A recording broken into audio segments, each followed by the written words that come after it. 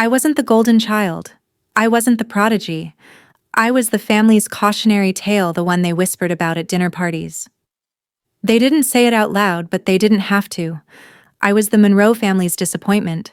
My name is Taylor Monroe, and I grew up in a house where success wasn't just expected, it was demanded. In the Monroe family, ambition wasn't optional. It was our religion. My father, Robert Monroe, was one of the most respected architects in Washington, D.C.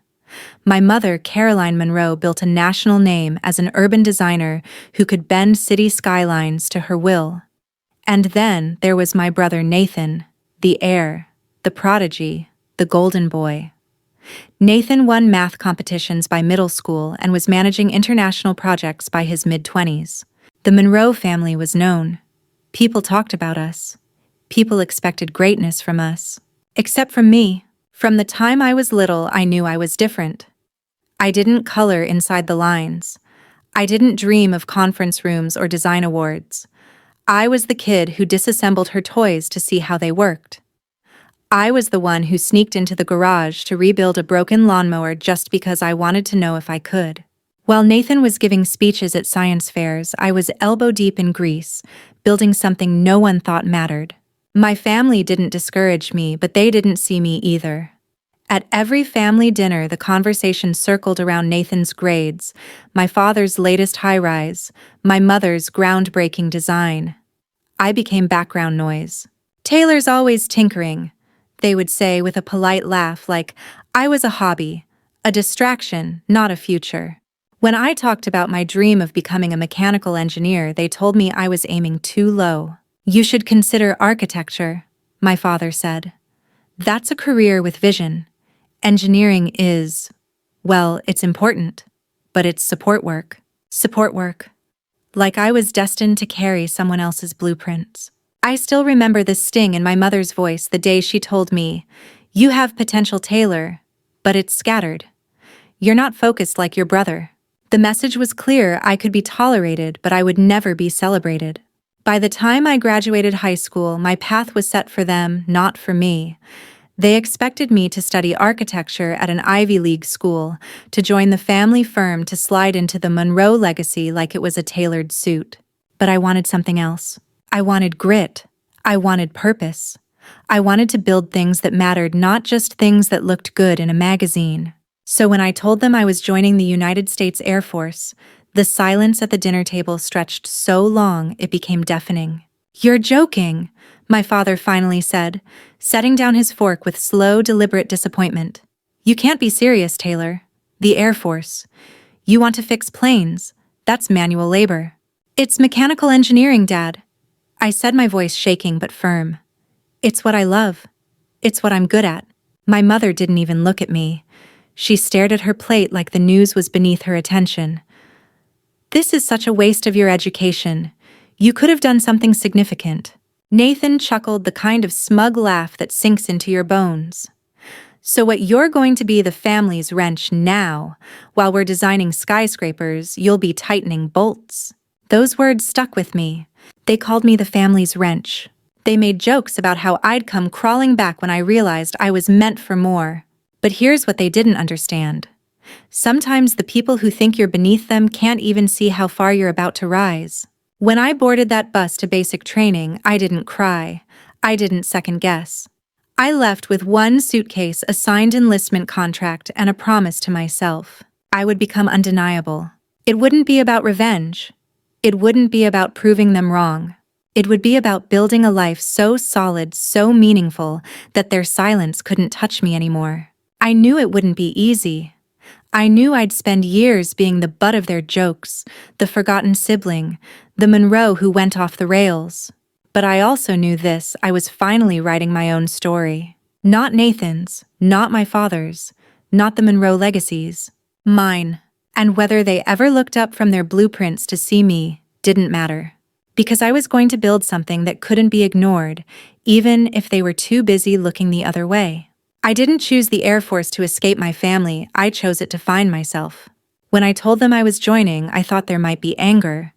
I thought maybe they'd shout, argue, demand I reconsider. But their response was worse. They laughed. Nathan leaned back in his chair and smirked. So you're serious? You really want to turn wrenches in the desert? You want to spend your life fixing planes for other people to fly? It wasn't just what he said, it was the way he said it. Like I had just confirmed the worst thing they'd always believed about me. My father shook his head, disappointed but calm the way he always was when I didn't meet his standards. The Air Force is fine for people who don't have better options. But we gave you every opportunity. And you're throwing it away for this. My mother simply sighed, barely lifting her eyes from her coffee. When you're ready to get serious about your future, the door is still open. They didn't argue because they didn't believe I'd actually go through with it. They thought this was just another one of my scattered phases, a rebellion I'd grow out of. But I wasn't rebelling. I was finally choosing myself. 2 months later, I boarded a bus to basic training. My family didn't come to see me off. Nathan didn't call. My father didn't write. My mother didn't ask when I'd be back. And as that bus rolled out of the station, I felt something I hadn't felt in years: relief. In basic training, no one cared about the Monroe name. No one asked about my family. The only thing that mattered was whether I could push myself through the drills, through the exhaustion, through the days when quitting seemed easier. The first week broke a lot of people. But for me, it did something else. It stripped away every label I'd carried: disappointment, failure, the background sibling. I wasn't anyone's shadow here. I was Taylor Monroe, and I was earning every inch of who I was becoming. I remember the first time I stood on the maintenance floor surrounded by jets I'd only ever seen in movies. The roar of engines, the sting of fuel in the air, the weight of responsibility settling on my shoulders, it was electric. I wasn't just a bystander in someone else's story anymore. I was part of something real. My instructors noticed. I had quick hands, a good eye, and a stubborn refusal to cut corners. When a fellow trainee panicked during a live drill, I stepped in without thinking, finished the work under pressure, and made sure the aircraft was safe for takeoff. After that, people started to trust me. I was no longer the Monroe who went off the rails. I was the one they called when things got complicated. I thought maybe my family would care. Maybe they'd ask about my training, about what I was learning, about the lives I was responsible for. So I called home. My mother answered, her voice distant, distracted. When I told her I had passed my certification ahead of schedule, her response was a polite, "Oh, that's nice, dear. Nathan just signed a deal for a new office building. He's really making us proud." It wasn't even cruel. It was just casual, like my life was a side note. But I stopped expecting them to see me. Because the Air Force did. My team saw me. My commanding officers saw me. The pilots who trusted me with their safety saw me. I wasn't there to make the Monroe family proud anymore. I was there to become the person I always knew I could be. I wasn't the golden child. I wasn't the prodigy. I wasn't the architect's daughter. I was the one holding the wrench, the one keeping the machines running, the one making sure people got home alive. And maybe my family would never understand that. But I did. And that was enough to keep going. Some battles are fought in the open, but the hardest ones are fought in silence against the voices that live in your own head. When I started my advanced maintenance training, I thought the hard part was behind me. I thought surviving basic meant I'd finally earned a little peace. But no one tells you that sometimes the fight doesn't get quieter, it just changes. The work was brutal. Long hours. Blistering heat. Equipment that didn't care how tired you were. Precision wasn't optional, it was the difference between a safe flight and a potential disaster. I thrived in it. I discovered that I loved the sound of the hangar before dawn, the metallic rhythm of tools clinking against the skin of an aircraft, the quiet focus that comes when you know lives depend on the work you're doing. For the first time, I was good at something that mattered not just to me, but to the people who flew those planes, the teams who counted on me to get it right every single time. My supervisors noticed. I picked up certifications faster than most of my unit. I was asked to assist on critical repairs usually reserved for higher ranks. When a pilot personally thanked me after a mission, it hit me. What I did wasn't background work. I was part of the mission. I was keeping people alive. So I called home again. I wanted to tell them. I wanted them to know. I told my mother about the emergency repair I led under pressure, how I kept a plane from being grounded during a mission window that couldn't wait. She listened politely, then shifted the conversation. "Your brother's firm just won a contract to design the city's new art museum," she said, her voice filled with pride. "It's all over the papers." The silence after that stung more than any insult could have. I thought maybe my dad would ask. Maybe he'd surprise me. He didn't. Instead, he emailed me an architecture article he thought I'd enjoy, as if the life I was building didn't even exist. It would have been easy to be angry, but instead, I let it fuel me. I stopped waiting for their recognition. I stopped calling with updates, because the Air Force had already seen me. The people I worked with didn't care about my last name. They cared about whether I could find the fault in a hydraulic line under a ticking clock. They cared that when the pressure spiked, I didn't freeze, I moved. There was a mission that changed everything for me. A fighter jet returned to base with a critical systems failure, something we'd rarely seen outside of simulations. The pilot's life had been hanging by a thread, and if the issue wasn't diagnosed immediately, the next mission would put another crew at risk. The other techs hesitated. They'd never worked on that system directly under field conditions. I stepped forward. I crawled under that aircraft with sweat stinging my eyes, adrenaline burning through me, and I found the fault. I rerouted pressure lines, replaced valves, and worked through the night with a team I'd earned not by name, but by grit. The jet flew safely the next morning. The pilot found me in the hangar and said 6 words I'd never heard from my own family. "I trust you with my life." It settled something inside me that years of my family's approval never could. They still didn't ask about what I did. When I emailed home, the replies stayed short. They still talked about Nathan's awards, his buildings, his success. But I'd stopped chasing that spotlight, because I had found something they couldn't give me.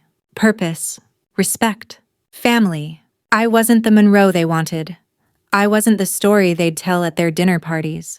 But I was building something far more valuable, a life where I mattered to the people who actually counted on me. And maybe one day they'd realize the person they overlooked was the one carrying the weight no one else could.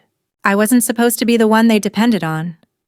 But when the ground shook, when the alarms blared, when the clock ran out, I was the one who kept them alive. It was supposed to be a routine maintenance check. I had done hundreds of them by then. Inspect the intake valves, check the hydraulic lines, run system diagnostics. A process so familiar it almost became background noise. Until the radio crackled with a panicked voice from the flight line. There was a malfunction on an active fighter jet preparing for an immediate deployment. Fuel pressure was spiking. A systems failure in the middle of engine startup. If they didn't get it under control within minutes, the jet could explode right there on the runway, taking the entire ground crew with it. When the call went out, I didn't think I ran. Other technicians hesitated. They'd never seen a failure escalate that fast outside of training. But I didn't wait for orders. I sprinted across the tarmac, the heat rising in shimmering waves around me. I could see the jet's canopy still open, the pilot waving frantically to the crew to abort. I climbed onto that aircraft like my life depended on it, because it did. Because theirs did. I bypassed safety protocols. There wasn't time for formal checklists. I trusted my training, trusted my hands. I pulled the manual release, isolated the faulty valve, and rerouted the system with a field bypass in less than 5 minutes. If I had been 60 seconds slower, we would have lost the jet. We might have lost the pilot. We might have lost each other. When the emergency shutdown finally engaged and the fuel stabilized, the silence felt deafening. I sat there, adrenaline burning through my veins, staring at the engine I'd just saved. The pilot climbed down, his face pale but steady. "You saved me," he said simply. "You saved all of us." That moment should have been enough. And in some ways it was. But I still made the call home. I wanted them to hear it. I wanted them to know. When my mother answered, I told her about the emergency, about the team I protected, about the aircraft I saved from disaster. There was a pause on the line. Then she said, "Oh, that's good, dear. Nathan just won an award for his new skyscraper design. It'll be featured in Architectural Digest next month. We're so proud." So proud. Words I'd never heard aimed at me. It wasn't cruel. It was worse, it was indifference. Like saving lives, like holding a team together under fire was still less significant than the shimmer of steel and glass in the city's skyline. I didn't know what to say. I didn't know how to explain that what I had done that day mattered more to me than any degree, any award, any applause. But I didn't argue. I didn't beg to be seen. Because that day on the flight line, the people who mattered saw me. My commanding officer wrote me up for a commendation. The crew signed a note and taped it to my locker. Monroe doesn't miss. That note meant more to me than any speech my father could have made. And it wasn't just that one day. It was the pattern. It was the rhythm of my life now. I showed up when it counted. When another emergency hit 2 weeks later, I was the one they called. When the night crew struggled with a rapid diagnostics failure, I was the one who stayed up until 3 a.m. to solve it. Every time I thought about calling home, every time I wondered if maybe this was the thing that would finally make them ask. But they never did. They talked about Nathan's next big project. They sent me invitations to corporate galas I couldn't attend. They sent holiday photos where my name was missing from the handwritten captions. And somewhere along the way, I stopped feeling the sharp sting of that omission, because I had found something they didn't understand. I found it in the handshake of a pilot whose jet I kept in the air. I found it in the exhausted smile of a crew chief who knew I'd stay until the job was done. I found it in the weight of my own pride, the quiet kind that doesn't need an audience. I wasn't the Monroe they would frame on the mantle. I wasn't the sibling they would brag about over dinner, but I was the one people trusted when everything fell apart. And that was more than enough. Some missions never make the news. Some stories are written in classified reports buried deep where no one will ever read them. But I lived that story. I had been in the Air Force for almost 4 years when I was tapped for a mission that would test every skill I had, every ounce of resilience I didn't know I still carried. It was supposed to be a routine deployment, but nothing about that assignment was routine. When the briefing came in, we were told only the essentials 3 humanitarian aid workers had been taken hostage in hostile territory. Intelligence reports suggested they wouldn't survive another 72 hours. There would be no backup, no second chance.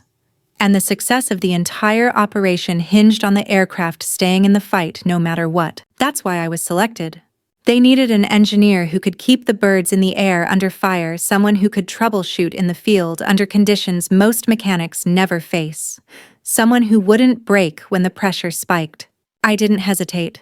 I didn't tell my family. What would I have said? That I was flying into an operation I couldn't explain, that the person they barely acknowledged was about to risk everything. No. This mission wasn't about them. It was about the people I could save. The night before the operation, I sat in the hangar double-checking every tool, every spare part, every emergency kit. My hands moved through familiar motions, but my mind was razor-sharp. We launched before dawn, the helicopters slicing through the sky like silent blades. My heart hammered in rhythm with the rotors. I wasn't part of the combat team, but I knew the responsibility I carried. If something went wrong with the aircraft mid-mission, there would be no one else to fix it. Midway through the extraction, the first helicopter took heavy ground fire. Alarms screamed as a critical systems failure flashed across the dashboard. The pilot's voice cracked over the radio. "We're losing pressure, aborting lift." I was already moving before the sentence finished. Under fire, under chaos, I crawled beneath the belly of that helicopter. Bullets punched the dirt around me, but I didn't stop. I didn't have the luxury of fear. I only had seconds to reroute the fluid lines that would keep the bird in the air.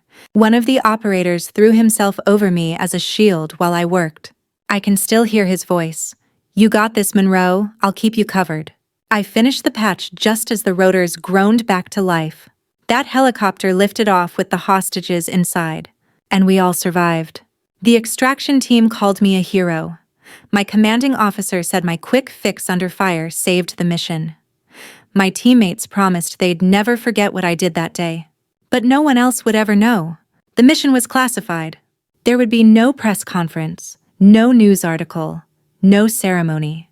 It would be another story that stayed locked away, another moment that didn't fit into the neat boxes my family understood. When I finally called home a week later, my father asked if I'd seen the new skyscraper Nathan's firm had just unveiled. My mother asked if I'd considered applying to a proper engineering firm now that I had some experience. They didn't ask where I'd been. They didn't ask what I'd done. And for the first time, it didn't break me. Because I knew. The men and women who were there knew. The hostages who made it home knew. And most importantly, I knew. Some stories don't need headlines. Some victories don't need to be paraded.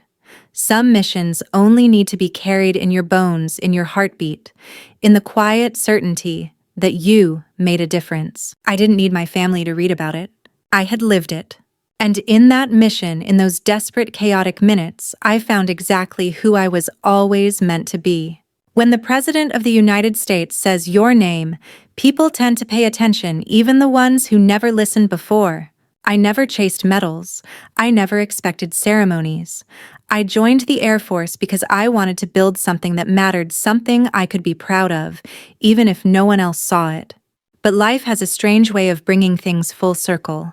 A few months after the classified rescue mission, I got a call from my commanding officer. "Monroe, you're being summoned to DC dress uniform. No details over the phone." I thought maybe I'd been reassigned. Maybe I was being called in for a technical debrief. But when I reported to the Pentagon, I was told something I could barely process. The mission had been partially declassified.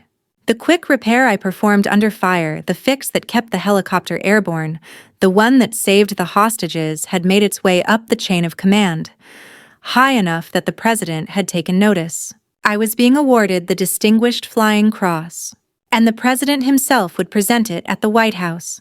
For a moment, I couldn't breathe. I had spent years accepting that my work would always be invisible to my family.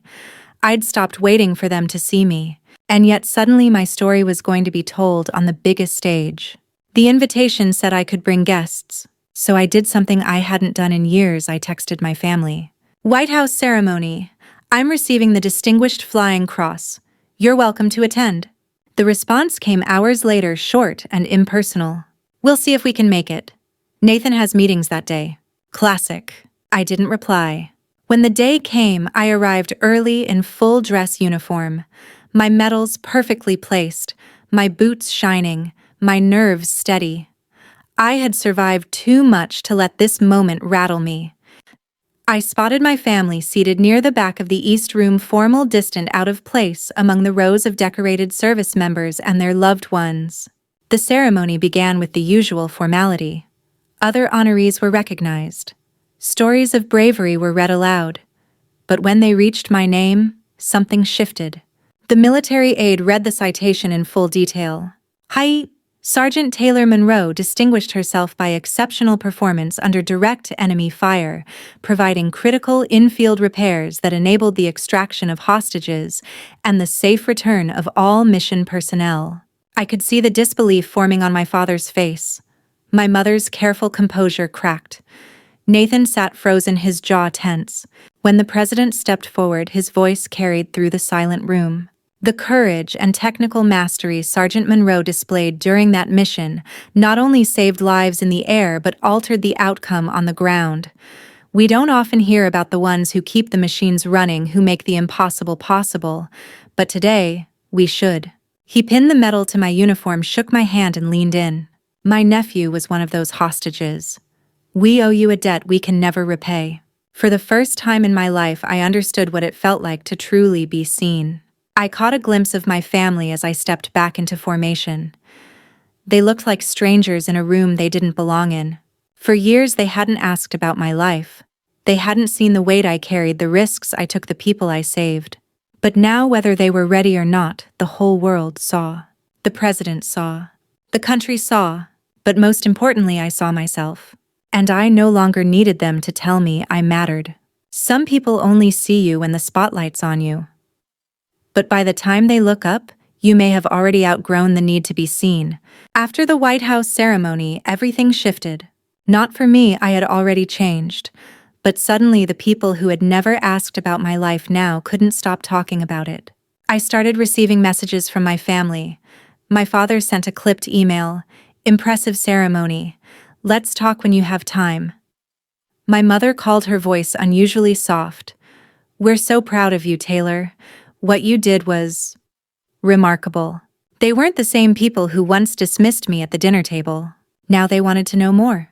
They wanted to hear about my missions, my training, the places I'd served. They asked me questions they'd never bothered to ask before. But something in me had shifted long before that day at the White House. I answered them, but I no longer needed their approval like I used to. I realized I wasn't answering for validation. I was simply telling my story, one they'd missed, because they chose not to listen when it mattered most. A few weeks later, my father asked to visit me on base. That surprised me. When he arrived, he walked through the maintenance hangars, slowly watching the teams asking questions about the aircraft. He listened as I explained the systems I worked on. He saw how my team respected me, how my commanding officer relied on me. At one point, we stood near an F-16, the same model I'd saved on the tarmac months before. "You really built something here?" he said, looking at me, not through me, but directly at me, for what felt like the first time. "I did," I said simply, "and I didn't need anyone to build it for me." He didn't argue. I think a part of him realized I had built something far more solid than a skyscraper. Back home, my mother started including my photos in the family living room. She created a display with the Distinguished Flying Cross alongside my grandfather's military photo, a man I'd never known but who had served in silence just like I had. It wasn't just decoration. It was their way of finally acknowledging I belonged. Even Nathan changed. He started calling, asking real questions about my work, not just out of politeness, but out of something that sounded like respect. One evening, he said, "I always thought I was the one who'd carry the family legacy, but I think you've done something I never could." I didn't need to correct him, because I knew now my story was never about carrying their legacy. It was about building my own. I didn't harbor anger toward them anymore, but I didn't live for their recognition either. The truth is, by the time they finally saw me, I had already learned to see myself. I had already found my family and my team in the pilots who trusted me and the soldiers who knew I wouldn't let them fall. My family's change, it mattered. But it didn't define me, because I had already written my story long before they decided to read it. Sometimes the people closest to you only wake up when the rest of the world is clapping. But by then you may already be standing tall, not because they saw you, but because you saw yourself. It's strange how the people you chase for years can suddenly start chasing you. After the White House ceremony, I thought things would go back to silence. I was used to it. I'd spent years learning how to live without their calls, without their questions, without their pride. But they surprised me. It started with my father. A few weeks after the ceremony, he showed up again, this time, not just as a visitor, but as someone who genuinely wanted to understand. He asked me to walk him through my maintenance floor in detail. He listened when I explained the emergency response systems, the diagnostics, the pressure I faced when an aircraft needed to fly under impossible timelines. He didn't interrupt. He didn't brush it off. For the first time, he looked at the engines the way I did, with respect. Later over dinner, he said, "I used to think the only things that mattered were the buildings that stood tall on the skyline, but you've built something more valuable. You've built trust." That moment should have been everything I'd been waiting for. But by then, something inside me had shifted. His words mattered, but they didn't complete me, because I had already found my validation long before he found the courage to give it. My mother changed too. She called more often. She sent care packages, protein bars, socks, small things I would have loved to receive during my deployments, but which now just made me smile quietly. One day, a box arrived with a carefully wrapped photo of my grandfather in uniform alongside his service medals. She'd found them stored away, tucked in a drawer no one had opened in years. There was a note: "You would have made him proud." I should have realized that sooner. I didn't know whether to cry or laugh. I simply held the photo in my hands and let it remind me of the weight of the legacy I'd always carried, one I had claimed for myself. Even Nathan tried. He started volunteering with a veterans legal aid group, helping soldiers navigate complex benefit systems. He called one evening, his voice softer than I'd ever heard it. "I've met people who know you, Taylor," he said. "They told me what you did. They told me you saved them." I let that sink in. He wasn't just talking about me anymore. He was starting to understand the world I lived in. My family's effort was real, their change was genuine. But what I realized was this. Even as they finally reached for me, I was no longer reaching back in desperation. Because I'd already found my family. They were the ones who fought beside me, who shared cold coffee and terrible jokes in the middle of sleepless nights on deployment. They were the ones who ran toward the danger with me. They were the ones who called me when they needed someone they could trust with their lives. I wasn't angry at my parents anymore. I wasn't bitter. But I wasn't waiting for them to fill a space that had long since been filled by people who had chosen me without hesitation. When my father asked if he could attend one of my trainings, I let him come. I let him sit in the front row while I taught young recruits how to manage in-field repairs under pressure. He watched as they listened to me not as his daughter, but as their leader. And when he said afterward, "I see now, I really see you," I believed him. But I also knew I had seen myself long before he ever did. Some families you're born into. Some families you find. And sometimes the ones you find save you long before the others ever come looking. The mission ends, the medals tarnish, but what you pass on, that's what lasts. After everything I'd been through, I thought my story would quiet down. I thought maybe my time in the spotlight was finished. But it turns out sometimes the most important part of your story begins after you've lived through it. When I accepted a position training the next generation of Air Force engineers, I didn't expect to find purpose again. I thought teaching would feel small compared to the adrenaline of field work. I thought I would miss the pressure, the long nights on the tarmac, the roar of the jets at takeoff. But then I met them, the young recruits with wide eyes, steady hands, and hearts on fire to prove themselves. They reminded me of me. They asked about the medals on my uniform. They whispered about the White House ceremony. Some of them knew my story, at least the parts that had made it into the official record. But I told them the truth the world rarely talks about. You don't build your worth through ceremonies. You build it in the quiet moments when you do your job right, even when no one is watching. I taught them the details no one puts on award citations. How to trust your instincts. How to stay calm when the systems fail. How to find the fault line before it breaks. One afternoon after class, a young woman approached me. She was barely 19, nervous but determined.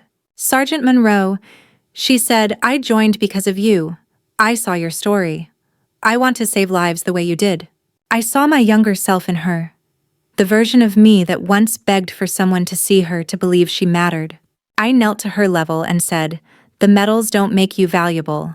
Your worth is in what you build, in what you protect, in how you show up for your team. Do it for them. Do it for yourself. That's the legacy that matters."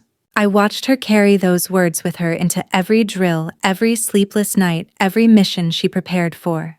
That's when I realized my story didn't end with me. It was living on in them.